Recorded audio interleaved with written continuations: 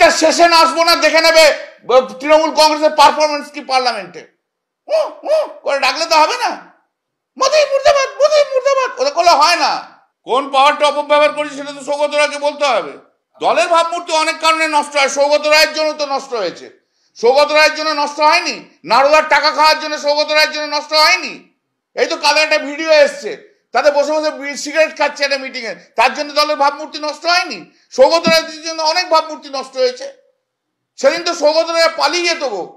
2016, 17, 18 কথা ভাবো না, যখন চোর চোর চোর চোর করতো, নারদার একটা যাদের নামে হয়েছে তার একটা এমপি বসে থাকতো, সেই তো আমাকে বসে বসে শুনতে হয়েছে।